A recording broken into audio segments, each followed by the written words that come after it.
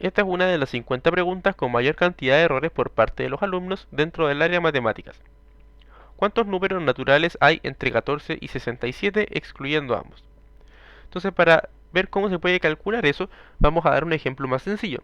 Por ejemplo, entre 2 y 6 tenemos que hay solamente tres números naturales, ¿cierto? Que es el 3, el 4 y el 5, sin incluir los extremos, 2 y 6, tal como es la pregunta. Ahora, para calcular cuántos números hay entre 14 y 67, que es un rango mucho más amplio, obviamente no nos vamos a poner a contar todos los números uno por uno, desde el 14 hasta el 67. Entonces tiene que haber una forma más fácil de hacerlo. Y eso lo vamos a deducir con este ejemplo.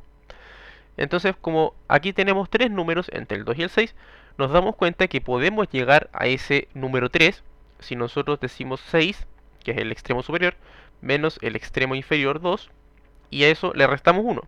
Entonces 6 menos 2, 4, menos 1, 3. Entonces una fórmula, entre comillas, para poder calcular cuántos números hay entre dos números, sin contar los extremos, corresponde a la resta de los extremos menos 1.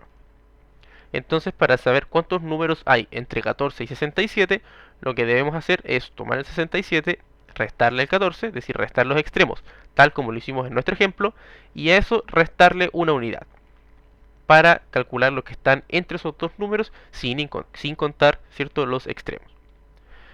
Entonces ahora hacemos la resta, ¿cierto? Decimos 67 menos 14, que equivale a 53, y eso le restamos 1, o sea, 52 números.